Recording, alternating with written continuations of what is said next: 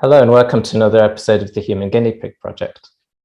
Today I'm revisiting the subject of gadolinium-based contrast agents, understanding the risks, benefits, and how they act in the body. I'm delighted to be in the presence of Dr. Brent Wagner and his team to discuss this today. So thank you again for coming on the podcast, Dr. Wagner. Thank you, Andrew. It's always great to see you.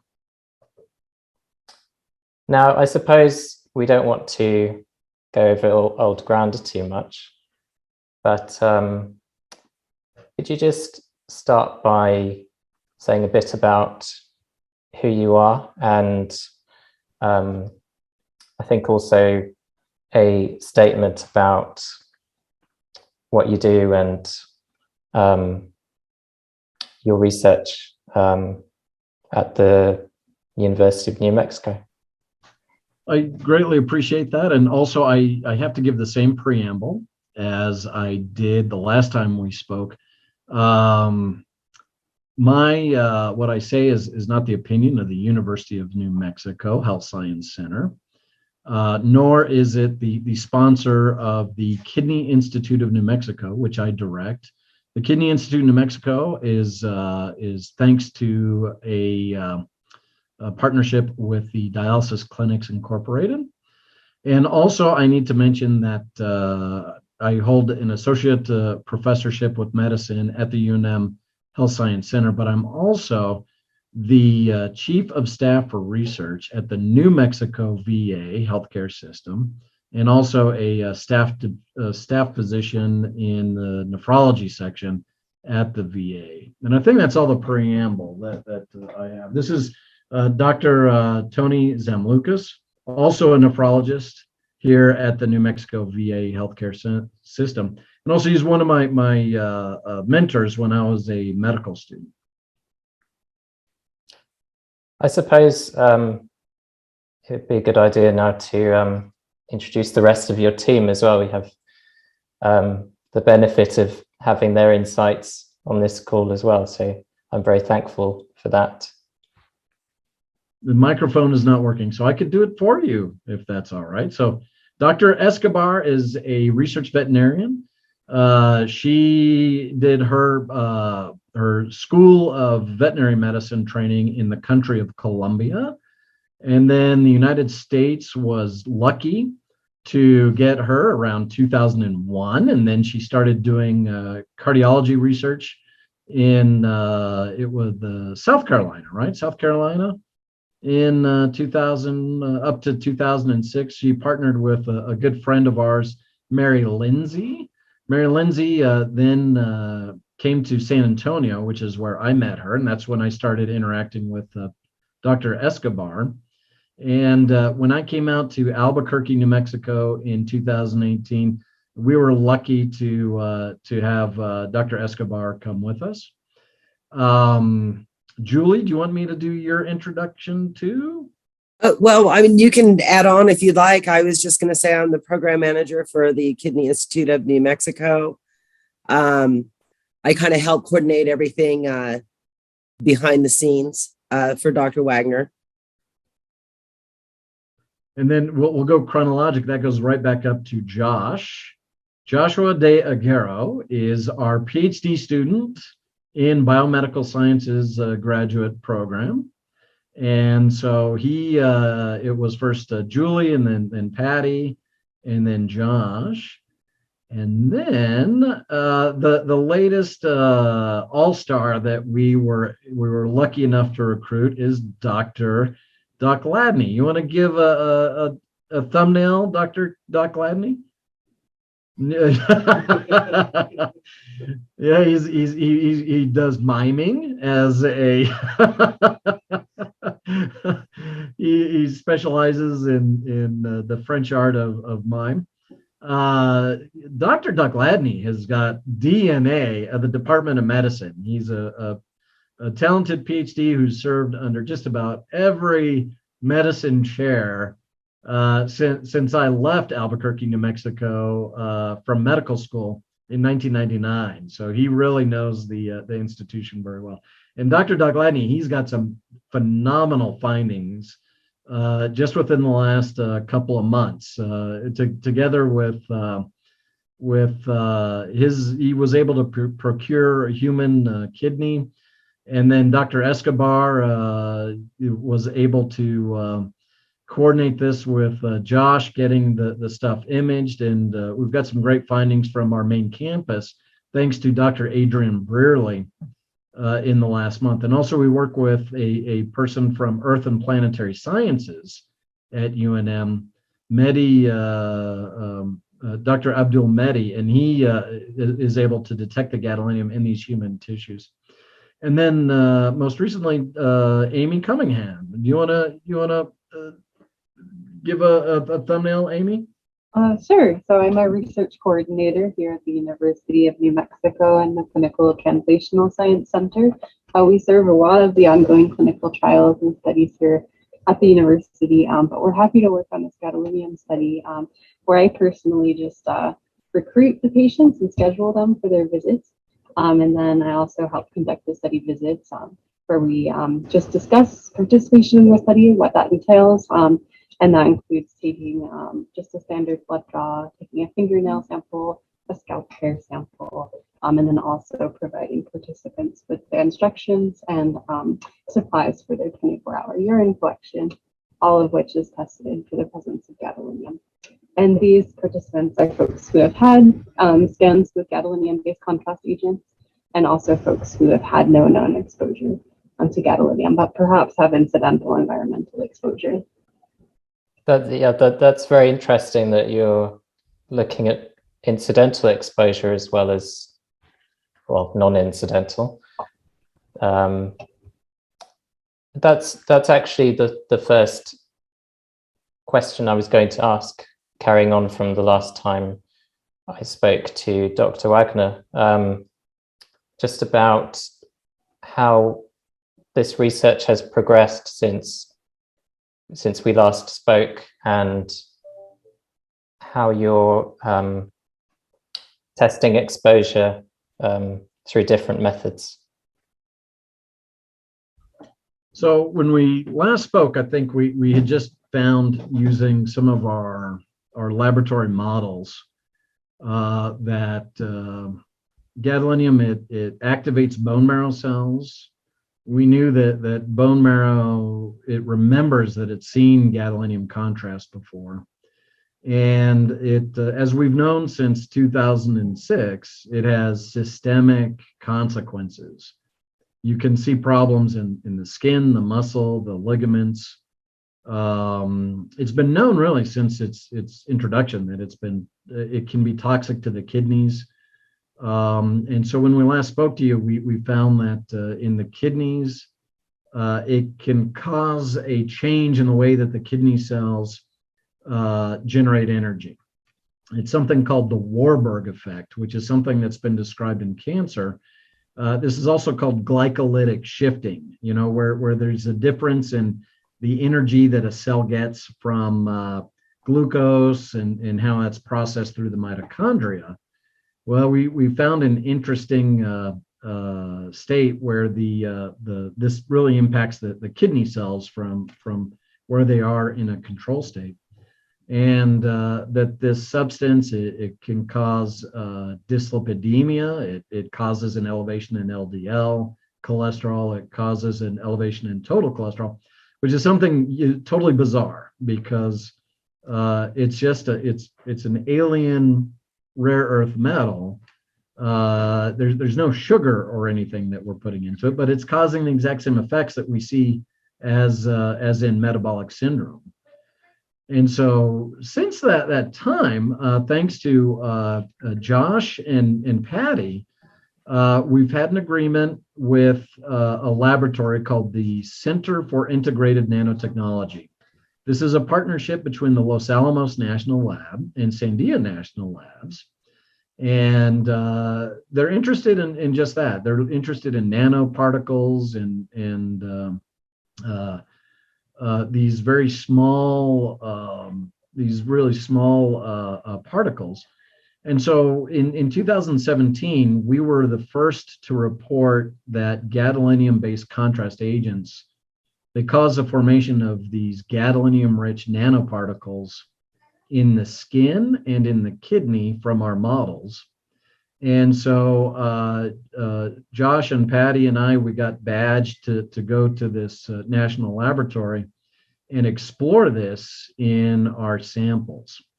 And we did this largely in partnership with Dr. Adrian Brearley, who's part of the UNM Earth and Planetary Sciences.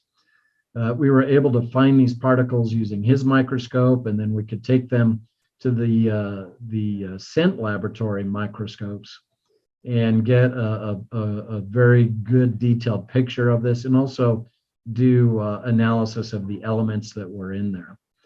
And so thanks to that work and Josh spending a lot of time on the microscopes there, we were able to renew that user agreement. And now we're going to partner with a Sandia National Lab scientist, Dr. George Bachand, who's an expert at lipids. And so, you know, I should have made a presentation for this, but we found that the gadolinium particles that start forming, they form inside the cells and they start to aggregate. And so that is an indication that there's probably metabolism of the MRI contrast. And these things start to cause these precipitations inside the cell. And this is coinciding with the energy units of the cell, the mitochondria, start to balloon up and they start looking sick. The cells look very sick when you do this treatment. And so this might be why some individuals get such a profound systemic disease, because it's not natural to have this alien metal start to form these precipitates inside the cells. And Dr. Gladney, he joined the group, and he was able to get some human tissues from our own Health Science Center Human Tissue Repository, and that's run by one of our neurologists, Corey Ford. And so he was able to get these specimens of kidney. And what's interesting is we were able to get the history from these kidneys. He was able to get 5 samples that were known to have been from patients that were exposed to gadolinium. And he was able to get 5 control tissues from patients that did not have a history of gadolinium exposure. And in science, it's always miraculous when an experiment goes the way that you want it to go.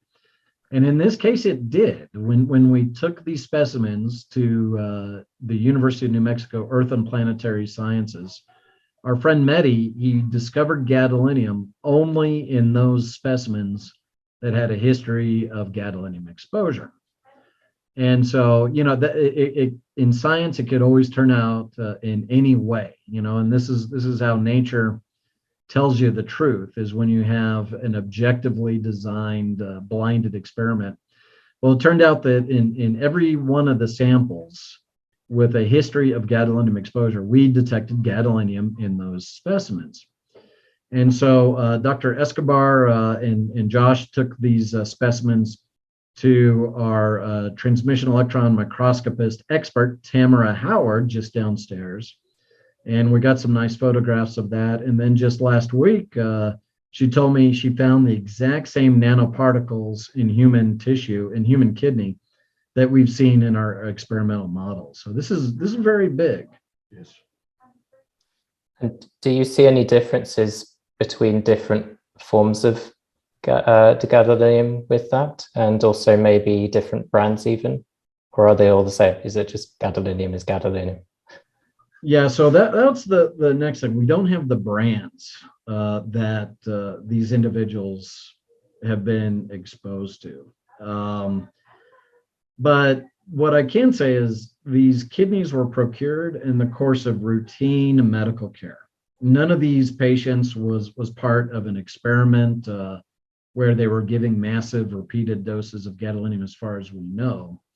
And it's just like what was discovered by Bob McDonald from the Mayo Clinic in Rochester. Dr. McDonald is in the Department of Radiology, and in 2017, he reported finding gadolinium-rich nanoparticles in human brains from autopsy specimens that they had there. And so he also gave a talk at the same FDA meeting that I was presenting at. And so all this kind of coincided together, and this new human data, it pieces that together. And what's remarkable is that, you know, given that this is just routine diagnostic care, the likelihood that we would be able to discover a nanoparticle in human tissue is very, very slim. And yet we did it. And so I think that this adds to the significance of the finding. So I don't know what brands they were, but I do know that it's whatever is being used right now. And also, I mean, I think our team stands as a minority voice when we say this. I don't really care what brand of gadolinium an individual is getting injected with. It's still gadolinium, and therefore we have to be suspicious that it's going to perturb normal physiology unless there's incredibly strong evidence to the contrary. Yeah, and last time we spoke, we mentioned there are alternatives to gadolinium-based contrast agents that have been developed. Have you had a chance to study these at all? Or do you know of any interesting studies related to the safety and efficacy of those? Yeah, so far I can't speak to it, but I know that there is one company, Reveal Pharma, that is very focused on a non-gadolinium-based contrast agent. That's the manganese one, is that correct? I believe it is. And we mentioned testing, and your lab does various methods of testing for gadolinium exposure. What would you say are the most reliable tests, or would you say just having a variety of these different tests is best for assessing gadolinium retention? So what I can say is that the Mayo Clinical Laboratory, they have, as far as I know, the only CLIA certified tests for urine, blood, and also skin. The skin has to be done in a specific manner. On our end, we are using probably the same technique, but it's not a CLIA certified clinical laboratory method. We're using a method that has been around for quite some time called inductively coupled plasma mass spectroscopy. And what's nice is there are some advancements there, and we might be able to get a little bit more information about the formulation that the gadolinium is in as we detect it. And you mentioned incidental exposure to gadolinium. How serious could this be, and how much of a concern do you think that this is, and what would be the main sources? So I think this is a frontier for someone to investigate to answer all those questions.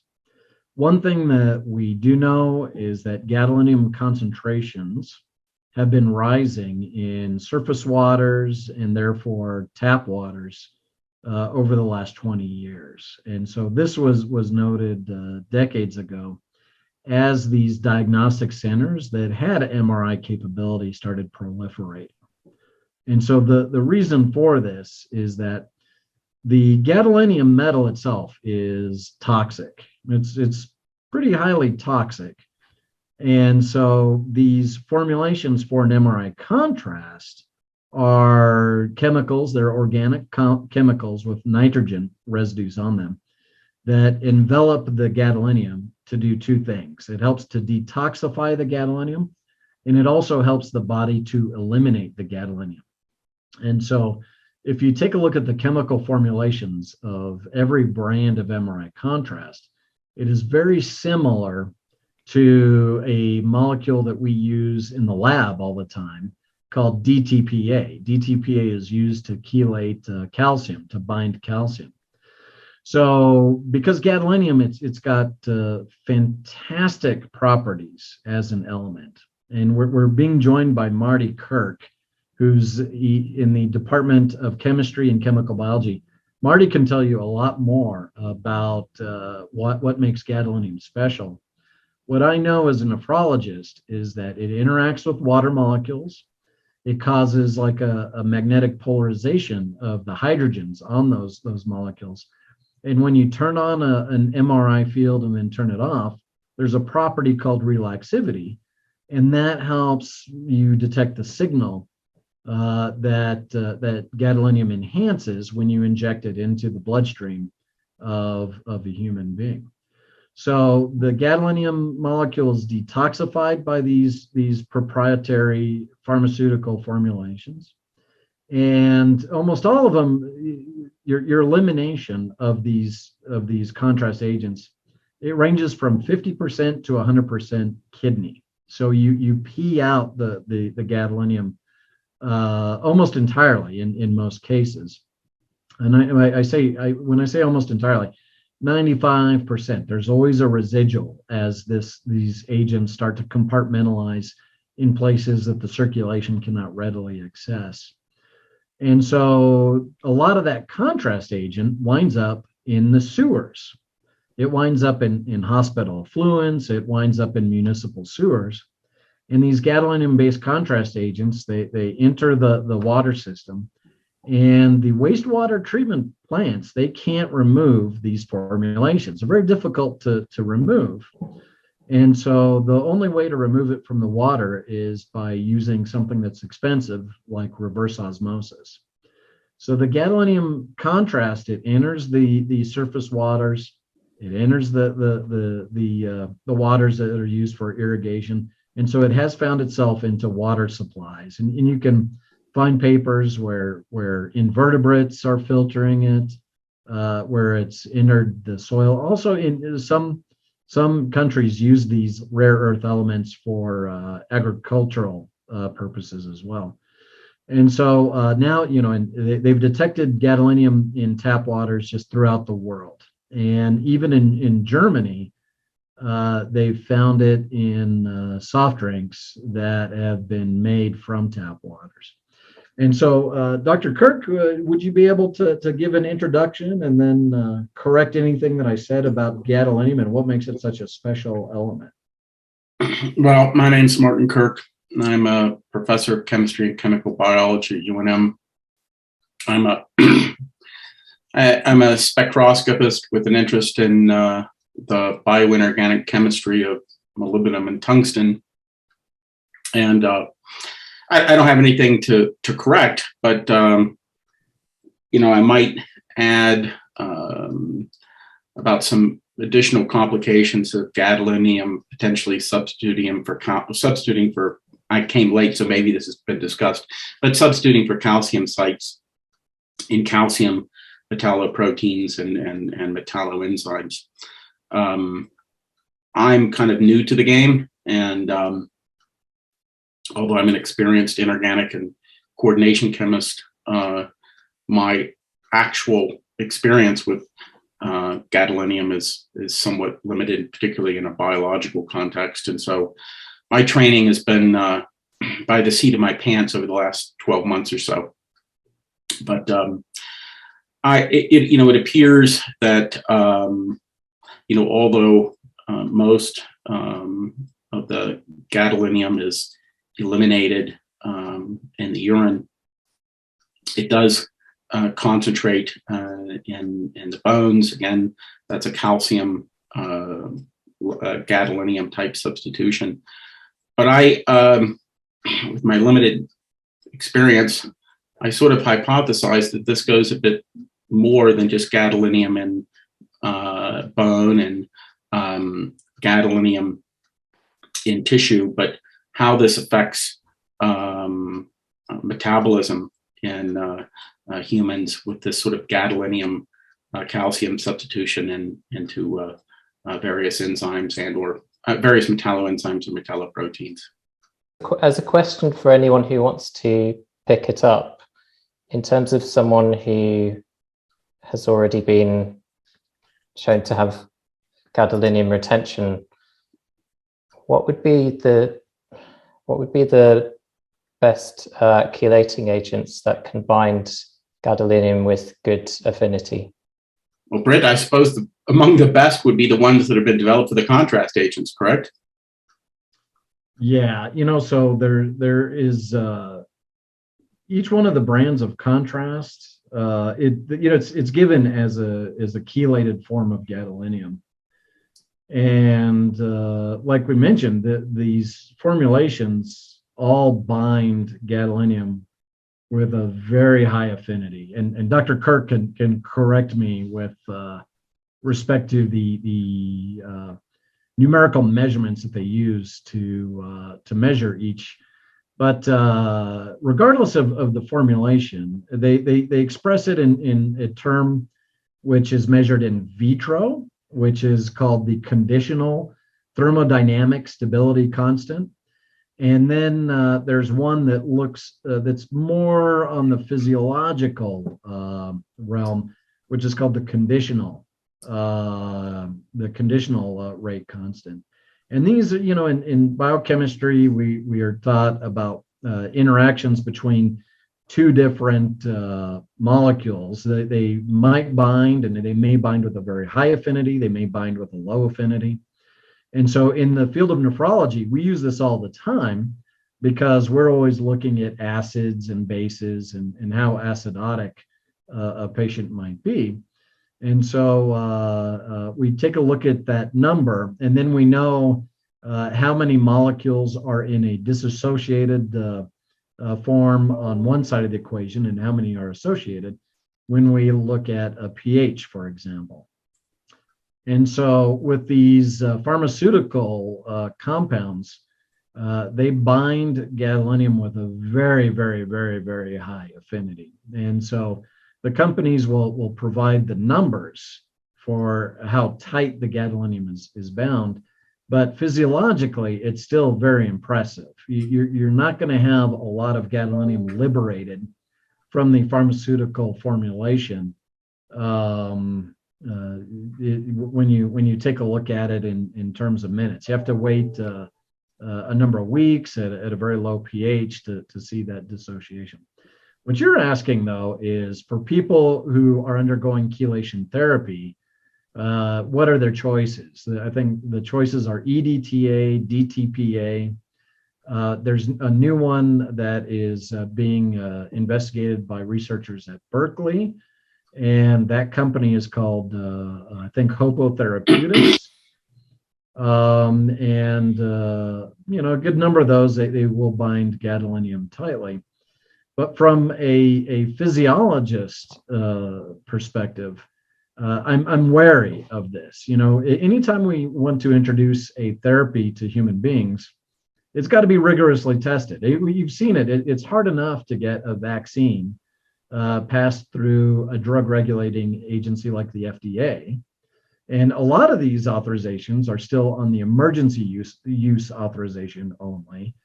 It takes a lot of time. It takes a lot of patience. It takes a lot of exposures in order to get a full approval for anything. And this is one thing that's problematic for those who suffer problems from gadolinium is, are there going to be that many people to where you can objectively test whether one of these countermeasures is working or not?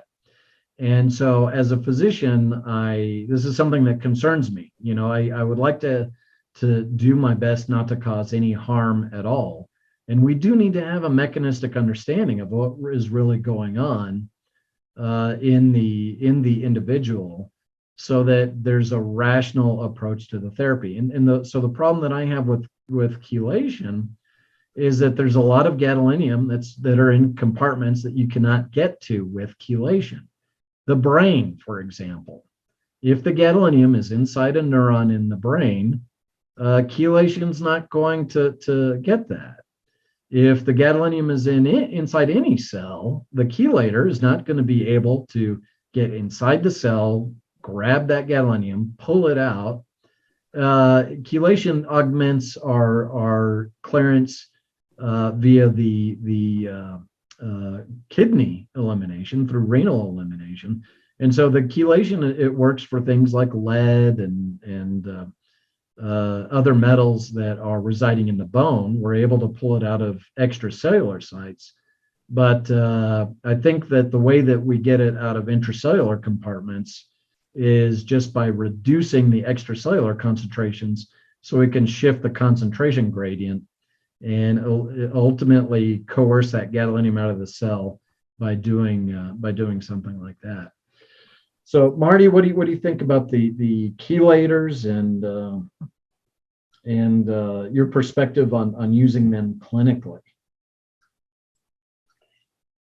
I think you always have to be pretty careful using any clinical application of a chelator because they can chelate more than the metal ion of interest.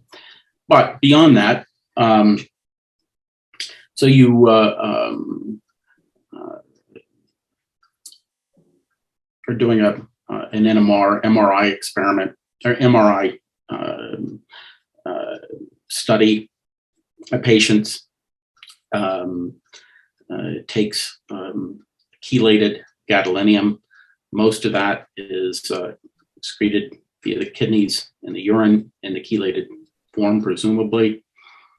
But some amount of this gets into tissues, brain, bone, kidney. So there has to be a certain amount of unchelated molybdenum or gadolinium that makes its way into those locations. And I think for bone, probably that is, correct me if I'm wrong, Brent, but I don't know that that's necessarily problematic for gadolinium replacement of calcium in bone, but it is a signature of gadolinium being transported from the chelated form into a non-chelated interstitial complex in the bone. So if you want to get rid of, and my guess is gadolinium doesn't remain as free gadolinium ions in the body for very long. And so I'm not sure how one can take a gadolinium contrast agent and then follow that up with a chelator and actually extract any free gadolinium. Maybe I'm missing something here. My guess is gadolinium very rapidly goes somewhere else in the body where it evades chelation via chelation therapy. That's my chemical perspective, based on my chemical perspective, but not based on any data that I've seen. Brent, can you add to that or subtract from that appropriately?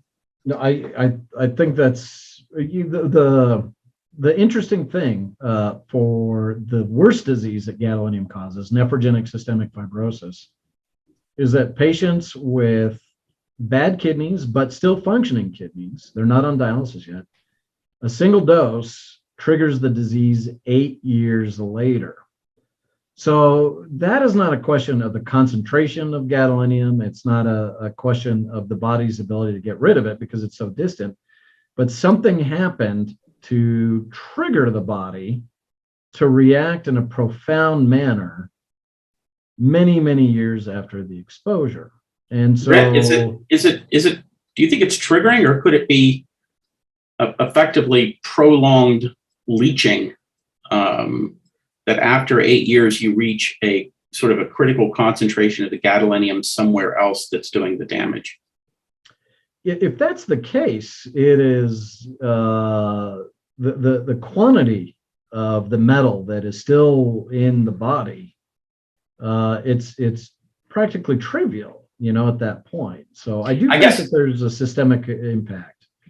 I guess what I was saying is if it's concentrating in places like bone and other areas, and then but slowly leaching out of those over a period of 8 years, you don't need a fast rate constant over 8 years. But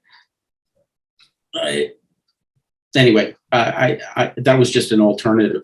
But is there a hypothesis based on what's happening at this 8-year mark, this triggering of gadolinium, presumably either gadolinium release or you've lost a tolerance for gadolinium? Yeah, so my primary hypothesis has been that the exposure is doing something to the cells, turning on switches. You know, it's the most alien thing that a vertebrate has ever encountered, and it's encountering it in the circulation.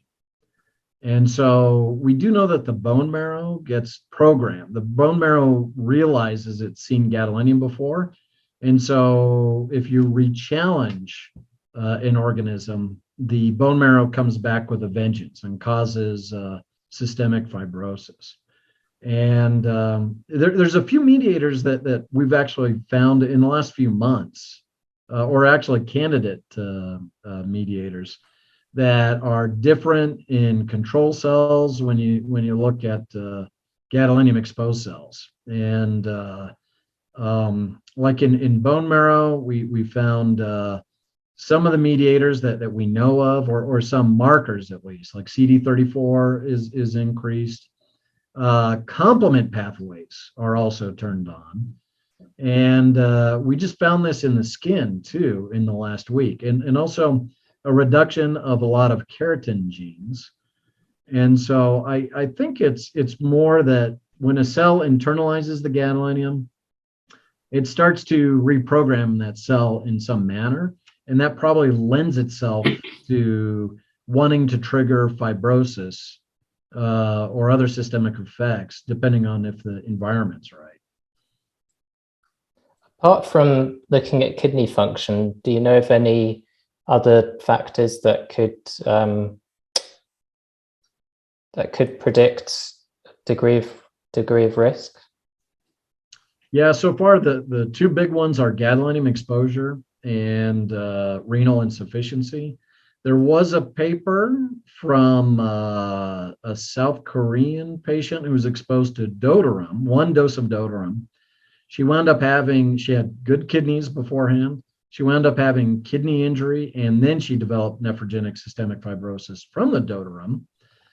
And so I would say that the renal insufficiency, it probably amplifies the risk, but the other risk factors have been kind of elusive. At the beginning, people were looking at whether individuals were receiving iron or not. That really didn't seem to have a solid conclusion.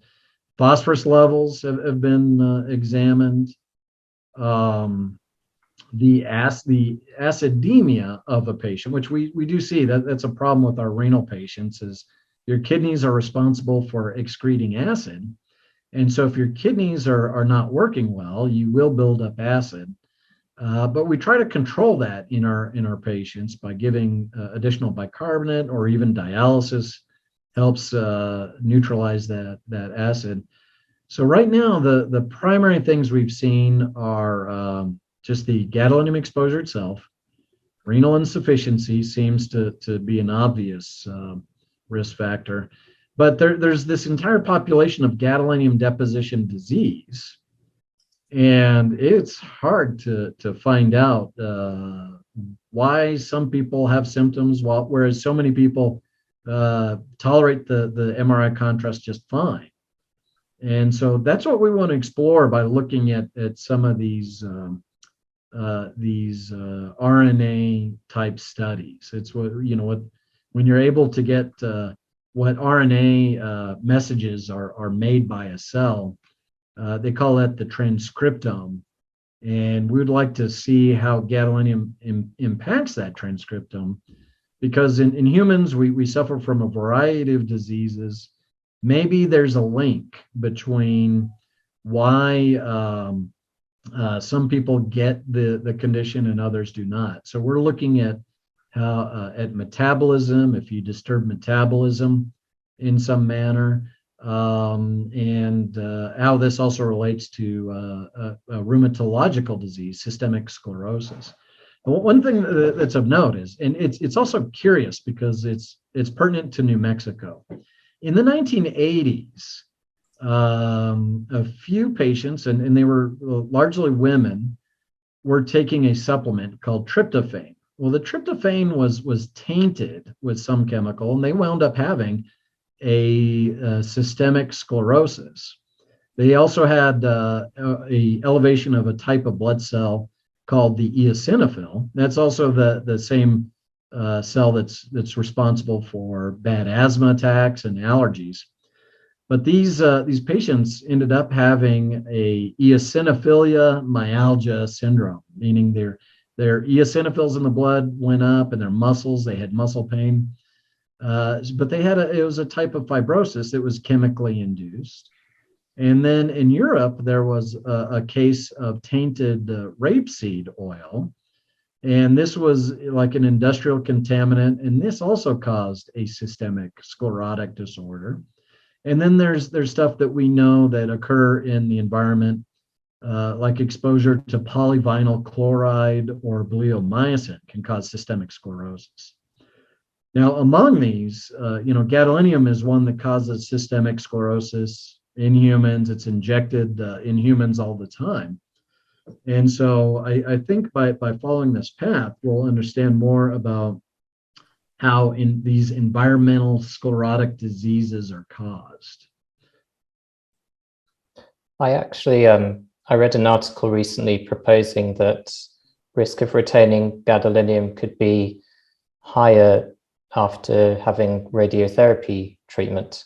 And given that the effects of radiotherapy go on for a long time, could it be possible that gadolinium retention could contribute to more of a burden of disease in time? I know that's quite maybe a controversial thing to mention, but could it be possible, and what is the mechanism of that increased gadolinium retention, or that proposed retention following radiotherapy?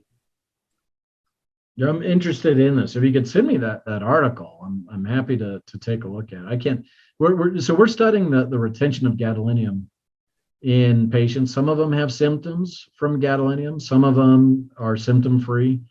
And it's too early for us to even see. We would like to define what the normal curves are of intermediate and long-term elimination of gadolinium. And I'm sure a lot of that depends on healthy kidneys, but how it compartmentalizes into different organs, that's a big question. Do you know if phase 2 liver enzyme impaired individuals are more likely to suffer from toxicity? I do not know. Do you have any further insights on why some people don't seem to have any effects from exposure to gadolinium over many years? Yeah, so I was greatly influenced by a paper published by a Philip Kuo, Kuo, back when we were starting to get our studies on nephrogenic systemic fibrosis started. And he had the same question: is even in a subset of patients, dialysis patients, or patients with kidney disease, why is it that some of the patients can be exposed several times and they're fine, and yet other patients are exposed just a single time and then they've got the most profound, debilitating, crippling disease that modern medicine can cause? And his theory was that, number one, he mentions in the paper that it's not free gadolinium itself. It's not gadolinium chloride. that's causing this. Because when you treat an animal with gadolinium chloride, they don't get fibrotic. They don't get a fibrotic reaction. They get liver necrosis. They die of hypotension. Some of this is because of the direct impact that the metal has on calcium channels. I think the metal's been used for even inhibiting sodium channels. It probably has broad effects. But Dr. Kuo said in this paper, gadolinium itself is NSF inert. It's nephrogenic systemic fibrosis inert. It's not, the liberation of it is not an adequate explanation for why these systemic reactions are occurring. That being said, it's obvious that gadolinium-based contrast, that is the cause of the systemic fibrosis. These agents, you'll see it every now and then. It's rare to find in the radiologic literature, but you'll see people who know the chemical. They'll say it's not biologically inert at all. The stuff is not biologically inert, and it's erroneous to claim that they are. Dr. Kuo in this paper said that it's probable that the patients who have the disease, they're in a different state. Maybe it's an inflammatory state. If they're at a high inflammatory state, it might take just a small amount of the contrast to get past a threshold where they have a profound systemic reaction, whereas other patients are in a much lower inflammatory state, and you'll have to have 6 doses or 7 doses to reach that threshold where they reach an inflammatory state. So that being said, our purpose in our lab has always been to take a look at our hypotheses as objectively as possible, and not to assume that gadolinium being liberated from the proprietary formulation is the only explanation for why disease occurs. We can see if we treat human fibroblast cells in culture that we've got an impact within hours. And so that can't be gadolinium being liberated from the proprietary formulation. But that's why we partner with scientists like Dr. Kirk. Dr. Kirk knows that the contrast itself with the gadolinium in it, it can be chemically reactive, and it might have an impact on the lipid membrane that's surrounding what's engulfed by the cell. And so Dr. Kirk, is that it's not an unreasonable hypothesis that these agents have some kind of reactivity, right?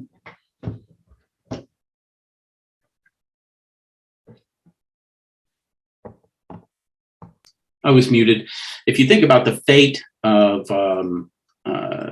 gadolinium, it can remain intact, chelated as a gadolinium-based contrast agent. And I think what you just said is that intact, chelated contrast agent can bind directly to proteins or biomolecules. So that's one pathway. You can have direct excretion of contrast agent complex gadolinium. You get rid of it this way, but it can remain complex, bind to proteins or biomolecules. It can uncomplex itself. All right. And so now you have the free chelating ligand and free gadolinium. And I'm only speculating that the free gadolinium likely will very rapidly find its way to binding to some other biologically relevant ligands, or itself being complexed by a biological macromolecule or some macromolecule in the body. But what I alluded to earlier is another issue, that uncomplexed molybdenum, I work with molybdenum, so I can't get away from saying this, but uncomplexed gadolinium, by definition, also releases this chelating agent. And that chelating agent can also bind other exogenous metals. And so there's multiple things going on whenever you take a gadolinium-based contrast agent, once it, for that proportion that stays in the body, either remaining complex, binding to a macromolecule, uncomplexing, and then issues with the free gadolinium ion and issues with the now free chelating ligand. Keeping that in mind, could it be even dangerous to provoke removal of gadolinium from the body? Well, I think Dr. Wagner would have a much better assessment of this, but I think it gets back to the idea of always being careful introducing chelating agents into the body, because the chelating agents for gadolinium, I can't remember how specific they are for gadolinium, but any chelating agents has the potential to bind a variety of metals, and if the actual concentration of gadolinium is very, very low in vivo, you run the risk of chelating a lot of other different metal ions that would be deleterious. Brent? Yeah, so you can find the prescribing information sheets online for these chelating agents like EDTA, DTPA, and that's exactly the concern. Is the individuals who we all will retain gadolinium for some time after a single dose. After multiple doses, we might retain it for the rest of our lives. But it's still a small amount compared to how much trace metals you have and you need for normal physiologic function. So when you give a chelator, not only do you risk a problem just having a reaction to that foreign molecule that's been injected into you, but that chelator is probably scavenging a lot more physiologic metal than it is gadolinium. It's taking out zinc or other metals. And if you deplete yourself of zinc, for instance, you can get the exact same manifestations of the disease. If you have zinc insufficiency, you can wind up with a skin fibrosis also. And so this is why we are so fully engaged with what is the biology of the gadolinium, because people are seeking these treatments. It may turn out that this is the right thing to do, but I think we need to know what's going on in the human body that is causing this strange constellation of symptoms to occur in the first place, so that we can tackle all arms, all the abnormal pathways that are being turned on by the exposure to gadolinium. If we know what those are, maybe we could develop a prophylactic therapy. Maybe we could come up with some testable therapies for people who are suffering. And with that in mind, I was wondering if you're aware of any other agents that are contained in gadolinium-based contrast agents that may provoke allergy-like reactions. But some of the agents they add, this is a chemistry question. Some of the agents like Omniscan, they have the active ingredient is 95% gadodiamide, which is the gadolinium bound with a DTPA-like formulation. And then 5% of it is that exact same formulation bound with calcium.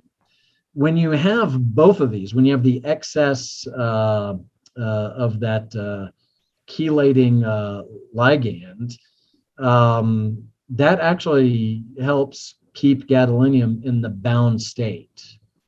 And so that's one of the things that they add in there to promote the stability of the agent. So whenever you're getting a dose of this particular brand, Omniscan, you're getting 5% of this caldiamide also. But once it's in the body, it's everything diffuses through a space that's about 11 liters in a human being, in an adult human. And so those agents don't remain next to each other for long. Do you think that we're making a mistake just looking at symptoms when there could be some other effects happening in the background that we're not immediately aware of? Like what? Things like the hypercholesterolemia you mentioned, and the maybe possibly insulin resistance. You can actually measure insulin resistance in the brain now, so that used to not be seen as a thing. So it would be interesting to observe if these things are happening, or if not, then that's good. Yeah, right. Expand the investigation beyond symptoms, in other words, right? Absolutely. And that's what's good about bench research, is that you get to turn your attention to it. The weakness of some clinical research, when it's a retrospective chart review, is that you are so dependent on accuracy of coding and whether a symptom was ever listed or documented or not. And as a clinician, I know that documentation is not always accurate. Every symptom that is ever reported to a physician does not make itself into the medical record.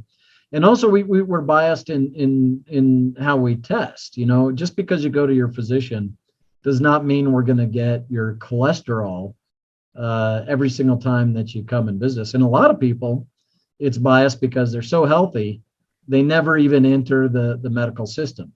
And so if you're so healthy that you don't enter the medical system, you don't have any labs, and so it's very hard to compare anybody with. And so that's why we're looking at how this stuff interacts with cells in the lab. We're grateful for all the control study volunteers who come in to see us, so that we can make sure that a zero concentration of gadolinium is indeed normal, what you find in people, in the urine and the blood and the hair and the fingernails. But we do these experiments as a foundation, so we know where to build from there. And you mentioned patients that you are actually seeing. Have you observed any notable characteristics presented, and what do you hope to achieve by making these observations? So we're early in the study, and of course, if anybody's interested in participating in the study, and if they happen to be in Albuquerque, if they could contact Julie Harris, that would be fantastic. We'd be delighted to get you enrolled. But based on the numbers that we have so far, what I'm surprised at is that people, they retain gadolinium for quite a long time after exposure, whether it's been multiple exposures or whether it's been just a single exposure. And so by getting more individuals, we can define what these curves are, and this will help us with therapies also. If a therapy is designed to try to get all the gadolinium out of a human body, we'll have to start with this foundation. And do you think it's worth someone who has been exposed many years ago, who might think that they've retained gadolinium, to get tested, or is it not really beneficial, not likely to be beneficial? For their own clinical knowledge, to go and request a test? Yeah. That I would have to say that is a decision between the patient and their physician. Okay. And how do you see the future of your research going? What are your aims for the future? So right now, we would like to finish this study and define this elimination curve that people have, and then we are put in a grant that it was nice that a lot of the patient advocates on social media helped us come up with a title regarding gadolinium safety. Dr. Kirk is analyzing the acute metabolism of these agents in human urine. So right after someone gets exposed to this MRI contrast, we want to take that urine, and then Dr. Kirk is going to take a look at what formulation that gadolinium is in, using a technique called electric paramagnetic resonance spectroscopy. And the reason why we design these experiments is for me, it's to prove myself wrong. I think there's not going to be a lot of metabolism, but if there is metabolism, and if it's only in a single individual here and there, that tells us quite a bit. That tells us that there is indeed an inherited factor that causes some people to metabolize this stuff and other people not. And that would be a great explanation of why some people have symptoms and other people do not. And what do you think of countries like Germany, who are thinking of introducing a health passport to attempt to lessen the burden of repeated exposure of the contrast agents? I don't know if you know much about this, but yeah, I've not heard of that, but I've heard something similar to that. Radiology, they keep a close eye on an individual's radiation exposure. And so it's very well documented, the amount of energy someone has been exposed to. And so I have heard radiologists say that the same thing needs to be invoked for gadolinium. And I think, just looking to the future, it's a smart idea, because if it turns out that there are profound symptoms that occur because the body is retaining this alien metal, we'll want to have good data in order to go back and do the research. The problem that we had when I was a medical student and a trainee was that there's really no recognition that there were differences between brands, or that the stuff could even be potentially toxic. And so if you go to old MRI reports, you might see a note in the report that says, well, the patient was given gadolinium, and they don't give the brand, they don't give the volume. Now you'll see more and more reports that specify the brand and the volume. And this will be important for us as we're looking potentially retrospectively now at whether this induces any more rheumatologic conditions like sclerosis, joint contractures or joint problems, dermatologic issues, or even things like movement disorders. I suppose this is a good point to end on. I'm mindful of the time. I'm very thankful for your time. Well, thank you, Andrew. It's always great talking to you. As a final question, what do you expect or hope to see for the future? And this is a question for everyone. Patty, are you able to unmute now, or is it still your microphone is not working? Totally cut out. Well, you're going to have to signal something that you hope. Are we going to see a world without gadolinium-based contrast agents, or are we just going to see different that forms? I have to take a stand here. Is I don't think there's any question that MRI contrast has saved some lives, and that there are indications for it. However, also as a physician, I know that we get giddy anytime something is on the shelf or if something is introduced. And so when it's there, there's a tendency not only just to use it, but to overuse it, or to use it when there's no label indication. I do think that there is some criminality that if a gadolinium enhanced procedure is good enough for someone with normal kidney function, that it's completely off limits to the patients I see who have kidney disease. We need to understand why the disease occurs in the first place so that we can address that and give our kidney patients the same diagnostic procedures that we would consider in a normal individual. But as always, I think physicians should temper themselves. That physical exam can reveal quite a bit about anatomic locations of brain lesions, better than an MRI contrast enhanced brain MRI can. But that's my spiel. Dr. Gladney, is your microphone working good? Do you want to chime in on what you'd like to see? You know, it was all beautifully said. I don't think that, anything can be added. So yeah, you are absolutely right by saying that yes, we need them. And I am not a clinician, so I don't work in the hospital, but I think they are needed, and we have to be very careful how they are used. Okay, so they should be used properly, or as they were approved. And yes, and sometimes we know that they are used inappropriately in a doses that they are too high. So yeah, but the world without gadolinium contrast agents, I don't see soon. Maybe later, but that's my take on it. And probably not really soon. Yes, I think, yeah, it's important for me to make sure I clarified that there are benefits of using the agent, and they can be very illuminating. So they can allow you to see things that you might not necessarily see if that's a necessity. So yeah, it's worth me clarifying that.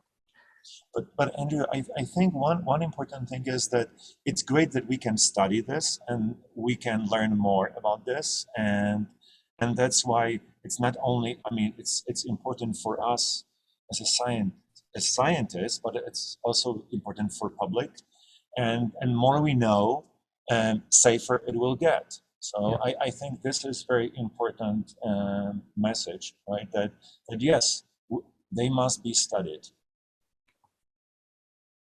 Thank you. Now, Amy has seen quite a number of patients who both report symptoms and have not reported symptoms. So, Amy, what do you think? Yeah, I think just as we compile this evidence, especially at the cellular level and with our RNA studies, if we were to do some sort of single cell analysis as well, I just hope that as we learn more from patients that have experienced symptoms, that can inform sort of evidence-based practice for very specific situations in which gadolinium would be used. Versus, perhaps discouraging just the general widespread use of these agents. I think we've reached a natural end point.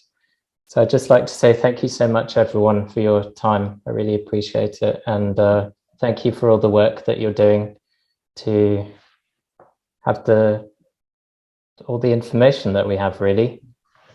And I do want to take the opportunity to thank everybody who's donated to the Kidney Institute of New Mexico. That has been fantastic. We greatly appreciate the sponsorship. I mean, this is the team. As you can see, as the donors can see, that we're really focused on this problem, and we want to try to get this to help individuals as much as we can. Yeah, I'll leave a link to that so people can donate. Thank you so much for your time, and I don't know what else to say, just thank you. Andrew, it's always great Thank seeing you. you. It's good seeing you again. Okay, have a good day all, and yeah, just thank you. Thank you.